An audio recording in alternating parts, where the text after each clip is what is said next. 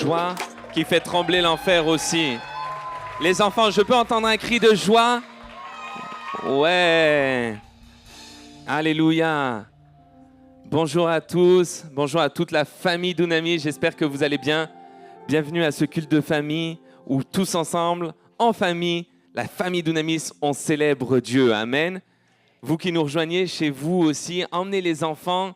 Regardez pas cette prédication tout seul, mais allez chercher les gens de votre famille, regardez-la ensemble, parce que c'est un temps en famille. Amen. Ça veut dire qu'aujourd'hui, on est tous des monsieur, madame d'Unamis. Paul d'Unamis, Jean d'Unamis, Christine d'Unamis. Dis bonjour, monsieur d'Unamis, à la personne à côté de toi. Bonjour, madame d'Unamis.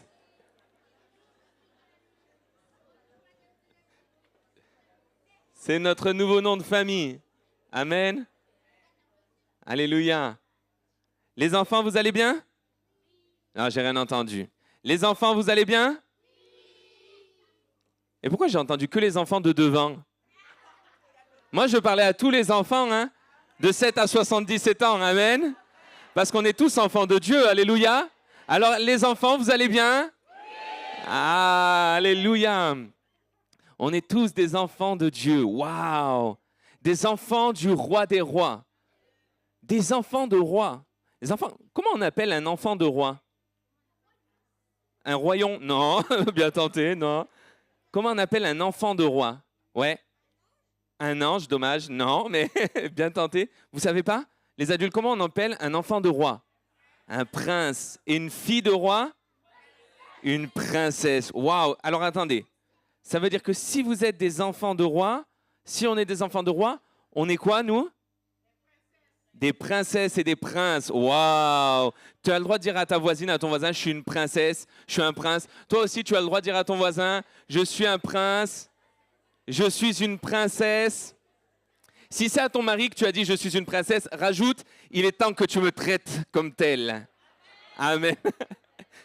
Mais les maris, vous avez le droit de dire, il est temps que tu obéisses à ton prince. Non, je rigole, non.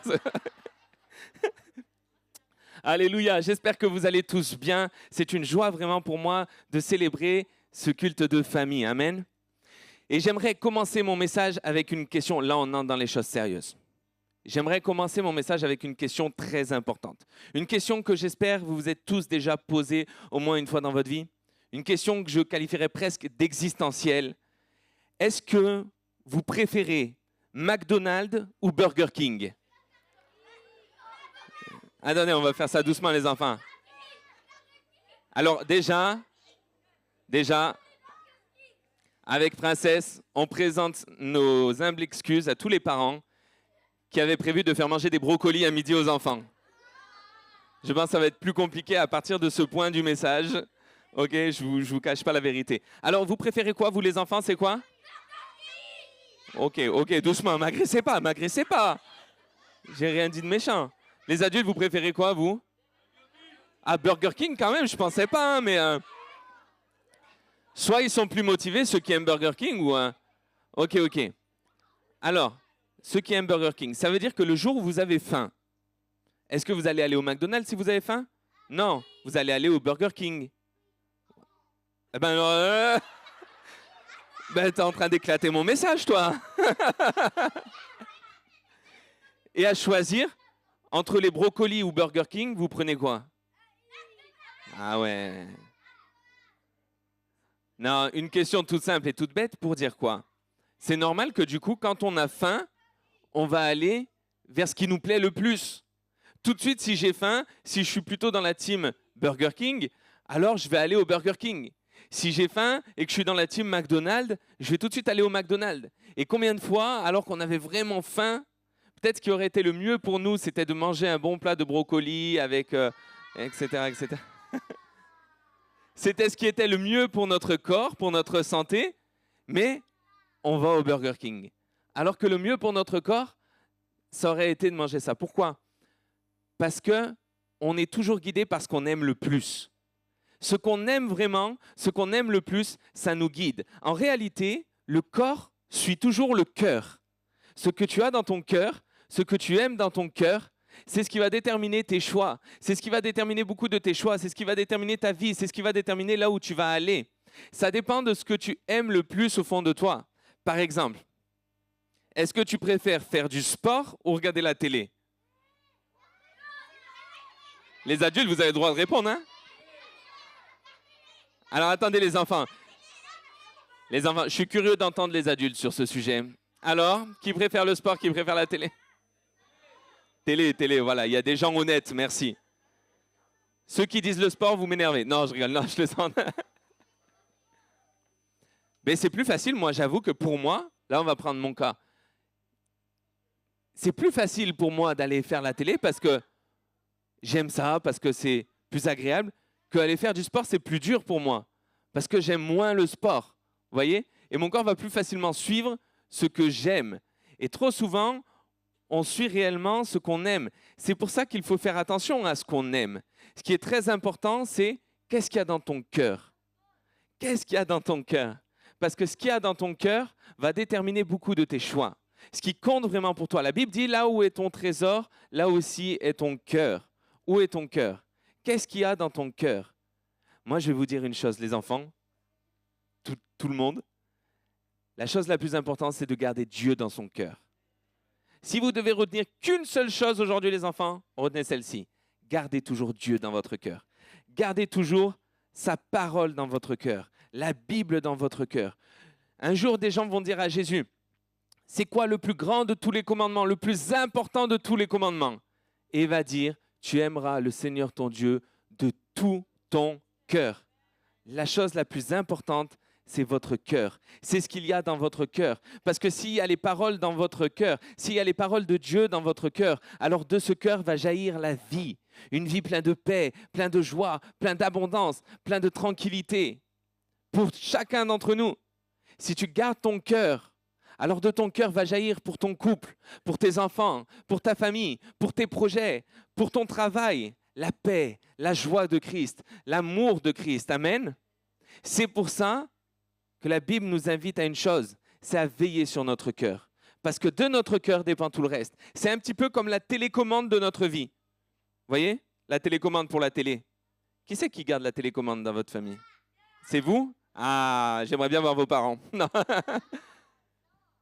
Eh bien, la télécommande de la télé, dans notre vie, c'est un peu notre cœur. C'est ce qui va déterminer nos choix, nos directions, ce qu'on va faire de notre corps, ce qu'on va faire de notre vie. C'est pour ça qu'il faut vraiment veiller. Regardez ce que dit la Bible dans le livre des Proverbes. Au chapitre 4 et au verset 20, il dit, j'aimerais que ces paroles, ça soit comme venant de Dieu pour chacun d'entre nous. Vous savez, quand on fait un culte de famille, parfois, il y a des adultes qui disent, bon, il va parler aux enfants. C'est pour chacun d'entre nous. Jésus a dit, soyons simples comme des enfants. Recevons la parole de façon simple comme un enfant. Amen. Alors là, c'est pour tout le monde. Mon fils, mon prince, ma princesse, sois attentif à mes paroles. Sois attentif à ce que je dis dans la Bible. Prête l'oreille à mes discours. Écoute la suite. Qu'ils ne s'éloignent pas de tes yeux, garde-les dans le fond de ton cœur. La Bible nous dit de garder au fond de notre cœur la parole de Dieu. Toutes les bonnes choses, toutes les belles choses que la parole de Dieu a pour nous. Tout à l'heure, Princesse disait, peut-être qu'il y en a qui ont peur la nuit, qui font des cauchemars. Eh bien, quand je garde la parole de Dieu en moi, c'est que je me rappelle que dans la parole de Dieu, il y a un verset qui dit « Je me couche et je m'endors en paix, car toi seul, ô Éternel, tu me donnes la sécurité dans ma demeure. » Et quand je repasse ces paroles dans mon cœur, alors les cauchemars, la peur, elle n'a plus sa place, elle s'en va. Et ça, c'est vrai pour chaque domaine de nos vies. Quand je garde la parole de Dieu, Marie, dans la Bible, repassait sans arrêt les paroles que l'ange lui avait dit dans son cœur. Elle les repassait dans son cœur, nous dit la Bible. C'est tellement important, parce que ça va déterminer, regardez la suite du verset, ça va déterminer car c'est la vie pour ceux qui les trouvent. La parole de Dieu apporte la vie. Amen. C'est la santé pour tout le corps.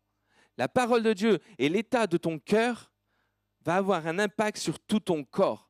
Parfois, nous, on court à droite et à gauche pour régler nos problèmes, pour régler peut-être même des péchés dans nos vies, pour régler tous les défauts qu'on a. On court à droite, à gauche pour essayer de les régler, alors qu'en réalité, c'est juste un problème de cœur.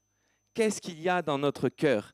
Et la suite nous dit un des versets les plus puissants pour moi de la parole de Dieu, qui a changé ma vie. Garde ton cœur plus que toute autre chose, car de lui viennent les sources de la vie.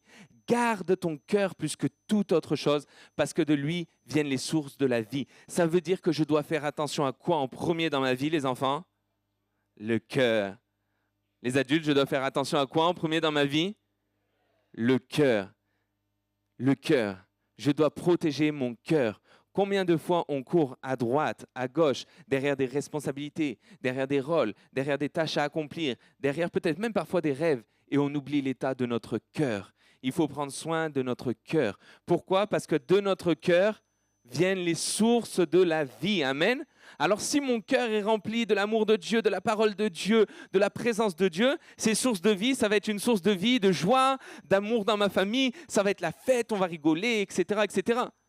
Mais si maintenant ce cœur, je le laisse remplir par de mauvaises choses, je regarde de mauvaises choses à la télé. Vous avez vu, il parle de ce que je mets devant mes yeux. Je regarde des mauvaises choses. Peut-être si je laisse ce cœur se remplir par des mauvaises pensées, ou si je laisse les insultes qu'on me fait remplir ce cœur, alors mon cœur va être comme taché, et les sources qui vont en jaillir, ce sera l'amertume, ça sera à mon tour la méchanceté, ça sera à mon tour la haine. J'aimerais vous l'imager. Est-ce que j'ai mes bouteilles? Merci. Assistante. Merci. Quand je laisse la parole de Dieu remplir mon cœur, je suis comme cette bouteille. L'eau que je vais contenir en moi, elle va être pure. Elle va être propre, sans tache. Et elle va apporter la vie. Elle va apporter le réconfort. Elle va apporter plein de bonnes choses.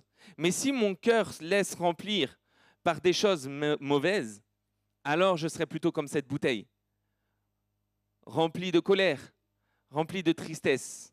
Vous voulez avoir quelle bouteille? Vous voulez que votre cœur il ressemble à quelle bouteille?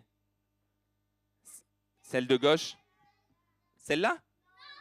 Celle-là. Ok. Vous aussi?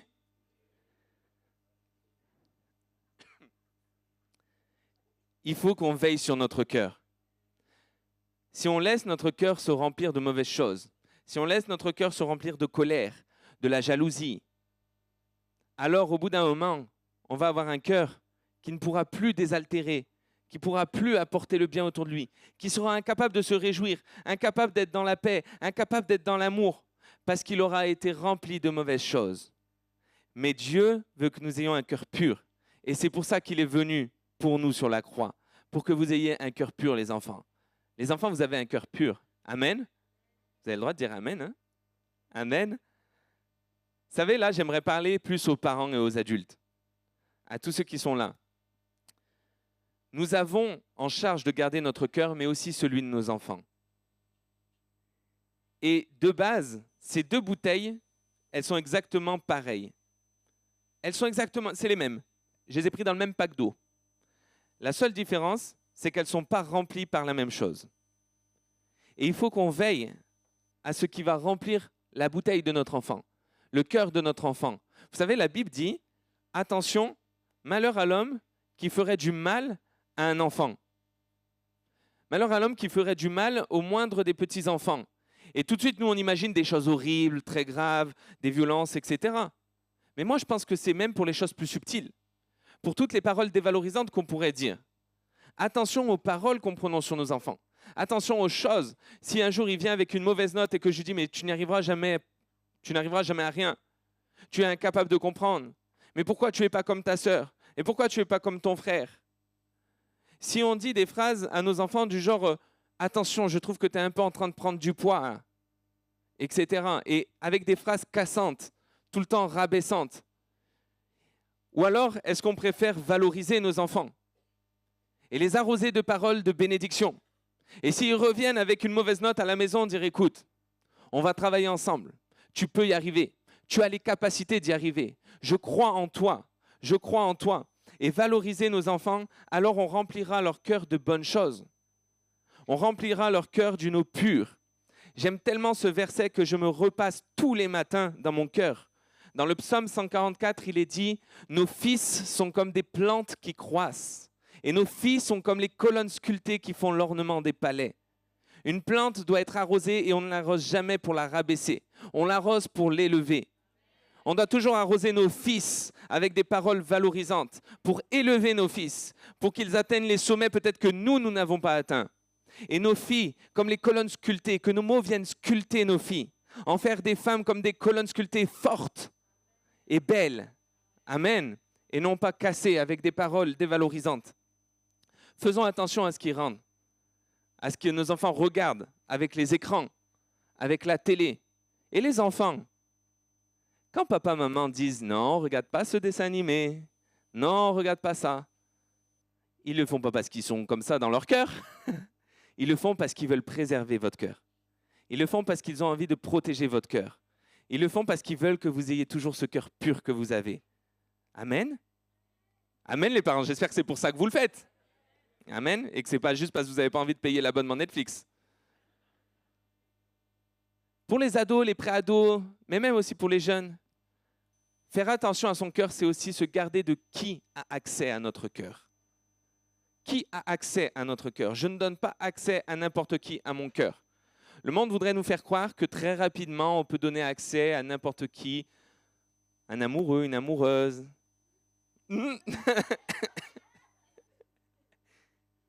Mais en réalité, attention à qui on donne notre cœur, à qui on donne accès à notre cœur. Pourquoi? Parce qu'on l'a vu au début. Le corps finit par suivre ce que le cœur aime.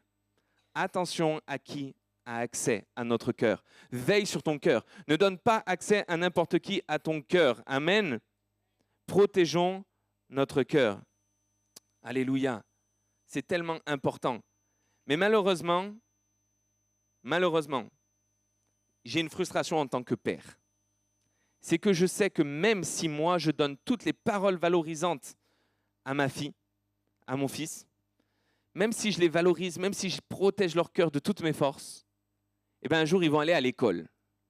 Et un jour, ils vont aller à l'extérieur. Et je ne serai pas toujours là pour les protéger des paroles blessantes des gens. Je ne serai pas toujours là pour les protéger de ce que les copains d'école, copines d'école vont leur dire ou leur montrer. Et je ne serai pas toujours là pour protéger leur cœur. Et malheureusement, nous vivons dans un monde où un jour ou l'autre, des choses mauvaises finissent par rentrer dans notre cœur. Et ça, j'aime voir l'histoire de David.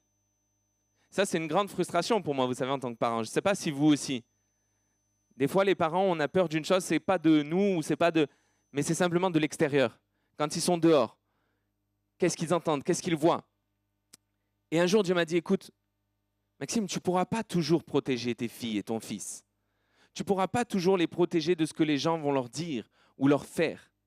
Par contre, tu peux leur apprendre qu'à chaque fois que des gens mettront des choses mauvaises, il existe un Dieu qui a envoyé son Fils pour que ces choses mauvaises se transforment en bénédiction.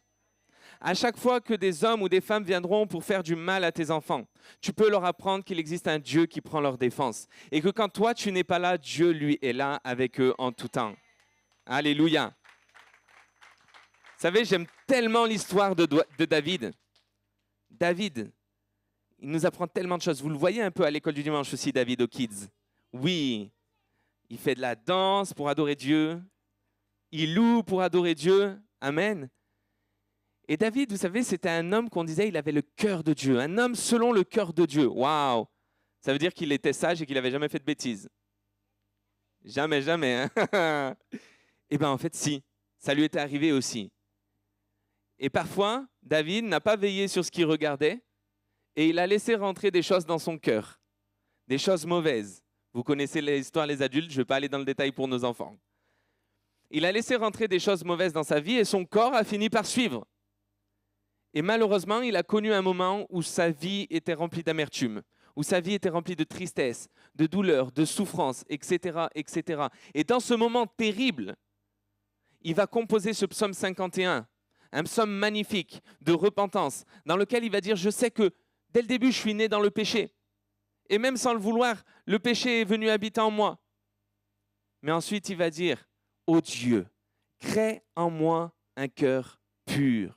Crée en moi un cœur pur. Il avait compris qu'au plus bas de sa vie, dans la plus grave des erreurs de sa vie, ce qui était important, ce qui valait sur tout le reste, c'était que Dieu à nouveau crée en lui un cœur pur.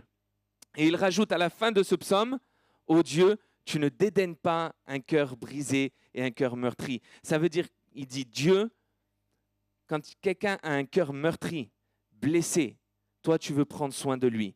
Quand quelqu'un a de la tristesse dans le cœur, tu veux prendre soin de lui. Tu ne le mets pas de côté, tu ne le méprises pas. Peut-être qu'aujourd'hui, il y a quelqu'un qui se dit, moi, il y a beaucoup de choses qui sont rentrées dans ma vie. Il y a eu du mépris. Dès ma jeunesse, on m'a rejeté. Dès ma jeunesse, on m'a blessé. Peut-être même certains des enfants se disent, mais moi, mon cœur, j'ai l'impression qu'il est déjà comme ça parce qu'à l'école, on se moque toujours de moi. À l'école, on me dit toujours des paroles difficiles à entendre, des paroles méchantes. Peut-être que certains d'entre nous ont ce cœur trahi, blessé, meurtri par une relation amoureuse, par quelque chose que tu es en train de vivre dans ton couple ou dans ta famille. Mais Dieu aimerait te dire, j'ai envoyé mon Fils, Jésus, sur la croix. Il a eu le cœur percé pour que ton cœur soit restauré.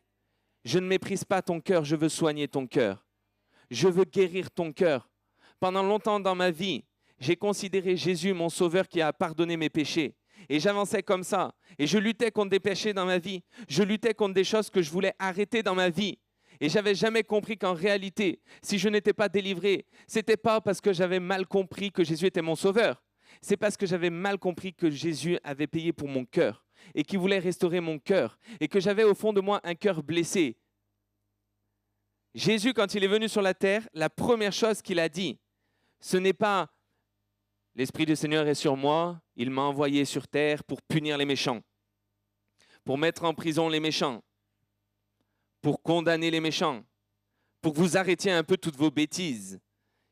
L'Esprit m'a envoyé pour que vous arrêtiez de mentir, de tricher, de voler, pour combattre la jalousie, les disputes, la pornographie. » Mais il a dit « L'Esprit du Seigneur est sur moi, il m'a oint, il m'a envoyé annoncer une bonne nouvelle, il m'a envoyé pour guérir les cœurs brisé. » Jésus, il est venu sur terre pour restaurer nos cœurs, pour guérir nos cœurs, pour que nos cœurs soient purs comme cette eau. Amen. Jésus est tellement intéressé par notre cœur.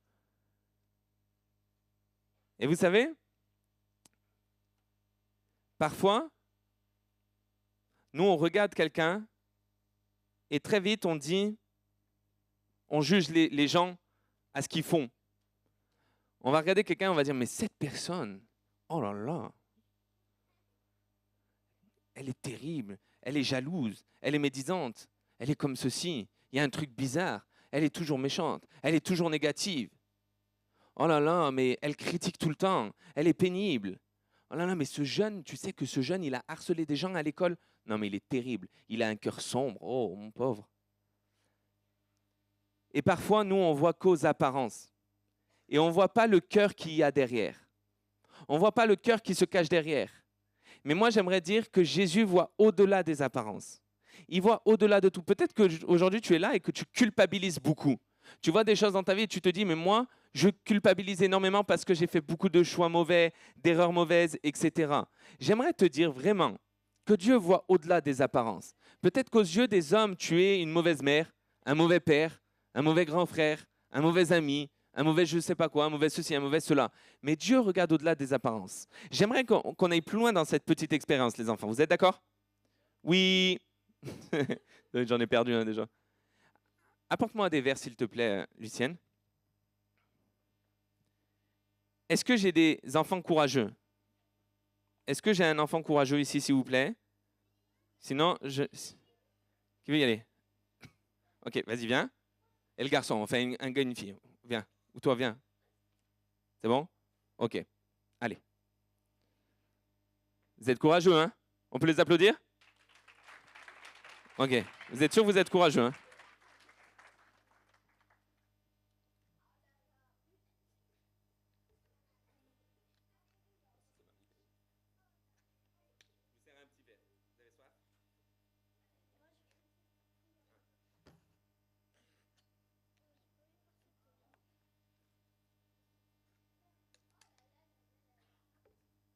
Vous voulez lequel? Tu veux l'eau? Ok, tiens, t'as raison. Tac. Allez. Allez, on boit.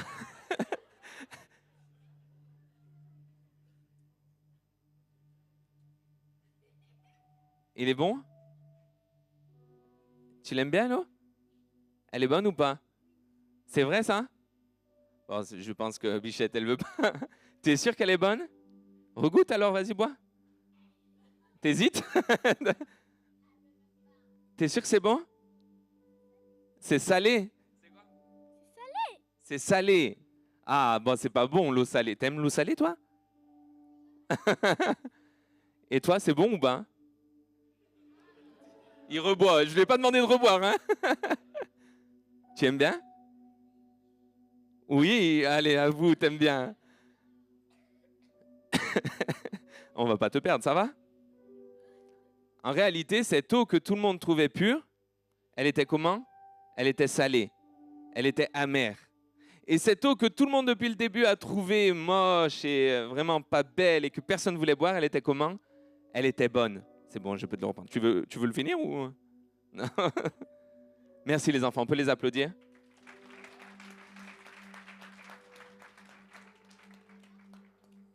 En fait, l'eau que tout le monde pensait belle, pure, waouh, oh lui il est génial. Lui on le voit tout le temps à l'église au premier rang. Il danse, il célèbre Dieu tout le temps, tous les dimanches, dimanche après dimanche. Il connaît toute la Bible par cœur.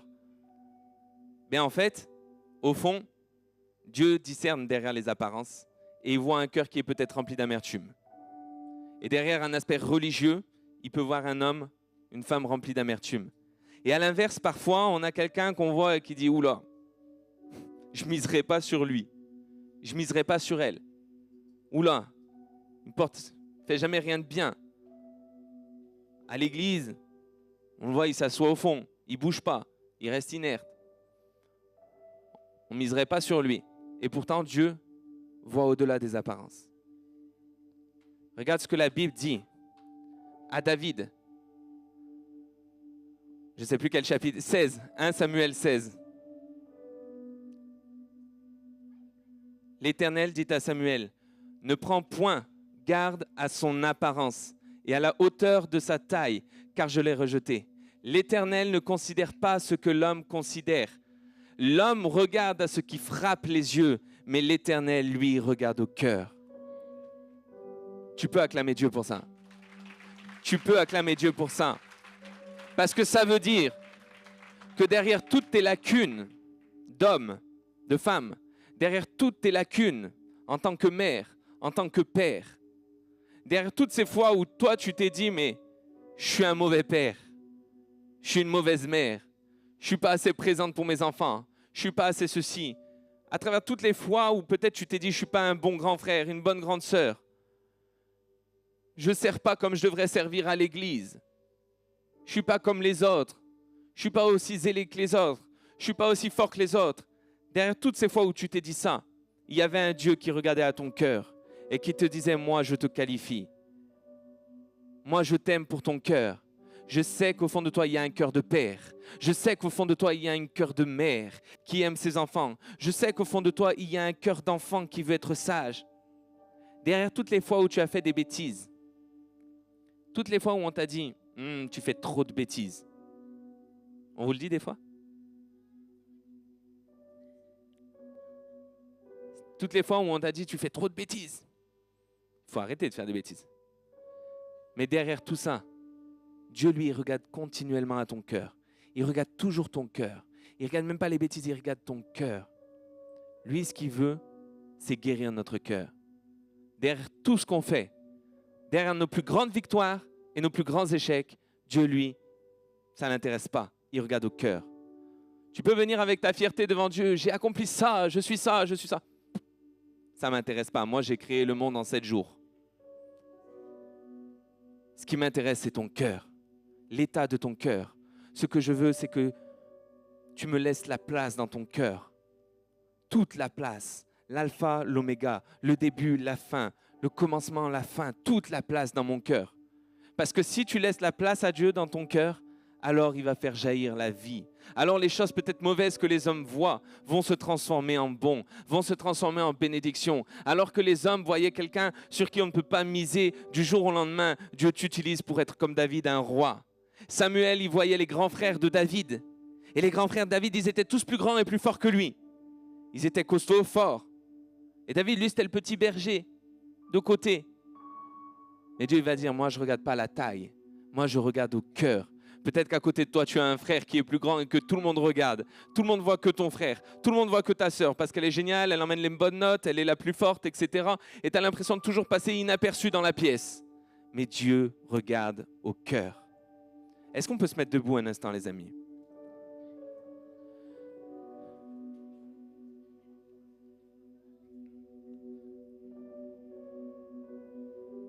J'aimerais qu'on prenne un temps pour prier pour notre cœur. Qu'on prie pour que Dieu garde notre cœur. Que Dieu nous aide à veiller sur notre cœur, sur ce bien qui est le bien le plus précieux. Veille sur ton cœur avant toute autre chose. Il y en a peut-être certains, ils se disent, ouais, mais on peut le pousser à l'extrême. Est-ce que je dois veiller sur mon cœur avant même de veiller sur mes enfants, mon mariage? J'ai envie de te dire oui. Parce que si ton cœur est en bon état, si ton cœur est rempli de l'amour de Dieu, ça va jaillir sur ton couple, ça va jaillir sur tes enfants, ça va jaillir sur ton appel, sur ton ministère, ça va jaillir sur ton travail, ça va jaillir sur tes projets, ça va jaillir sur tes voisins, ça va jaillir tout autour de toi.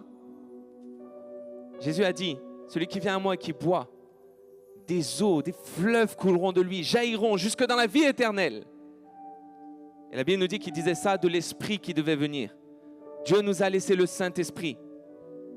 Et ce soir, ce matin, le Saint-Esprit veut te remplir.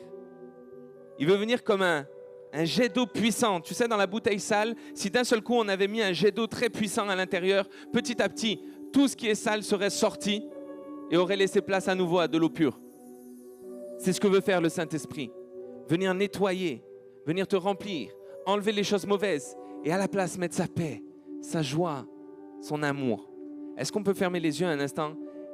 Est-ce que si tu veux que Jésus transforme ton cœur, guérisse ton cœur, prenne soin de ton cœur, alors simplement tu peux faire cette prière avec moi et répéter après moi. Seigneur Jésus, je te donne mon cœur. Dans l'état où il est, peu importe les souffrances, les douleurs du passé, peu importe les échecs, tu vois au-delà. Et aujourd'hui, tu veux mon cœur pour le guérir totalement. Alors je te le donne. Et je laisse ton esprit maintenant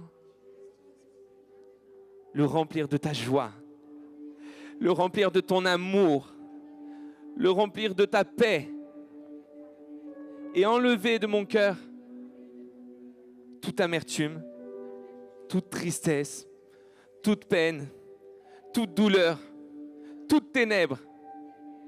Je te laisse toute la place, Jésus.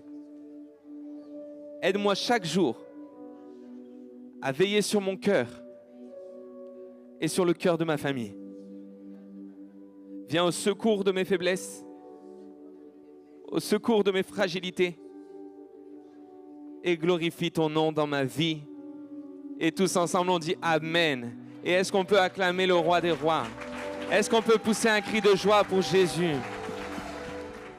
Bonjour Église Dynamique. J'espère que la vidéo vous a fait du bien. N'hésitez pas à vous abonner sur notre chaîne YouTube et Activez les notifications avec la petite cloche. Si vous avez à cœur de soutenir l'Église et le ministère, n'hésitez pas à cliquer Sur le lien dans la description. soyez bénis.